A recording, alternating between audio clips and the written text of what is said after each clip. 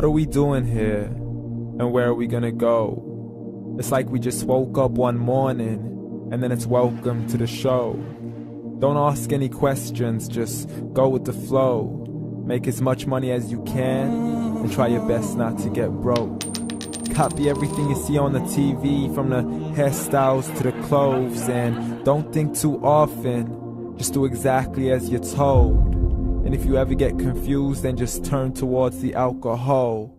You'll still hear your thoughts, then just turn up the radio as you learn to live a lifestyle of drugs, sex, and rock and roll. But in all honesty, I just need to know, is there more to the cycle than growing and getting old? Living and dying just to leave behind a happy home and a whole lot of property that somebody else is going to own.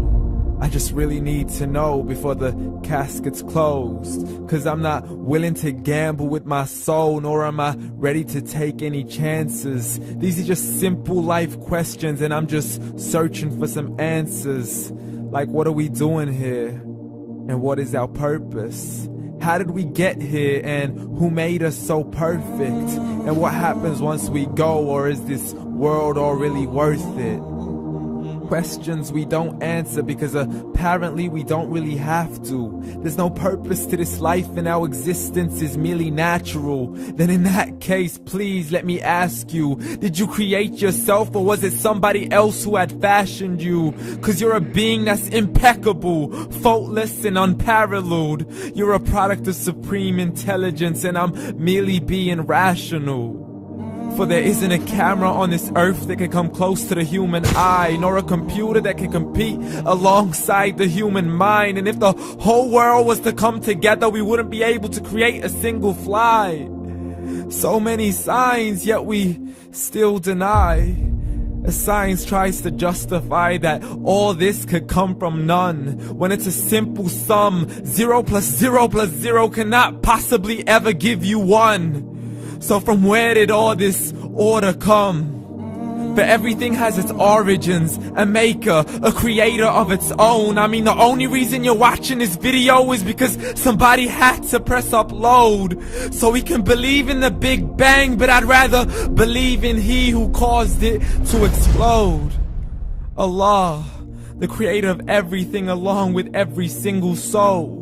The ever-living, the master, the only one who is in control. Unlike his creation, beyond our imagination. And no, he's not a man, nor does he have any partners in association. He's on his own. And no, he did not ever leave us alone. Just like every manufacturer, he left us with an instruction manual. The Quran and Islam, and I'm sorry to jump to conclusions, but it's the only one possible.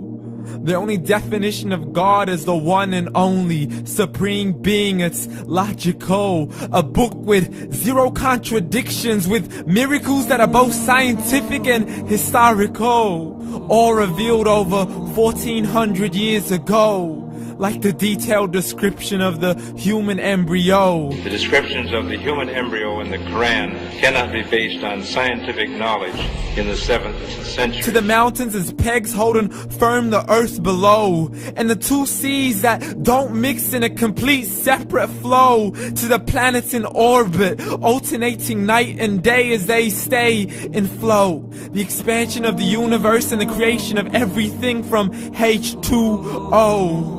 To the stories of the past and the preservation of Pharaoh. To identifying the lowest point in the land where Persia defeated Rome. The gushing fluid that created man in the glands between the ribs and the backbone. And not a word has changed, it's still the same. So please explain how all this was known over 1400 years ago.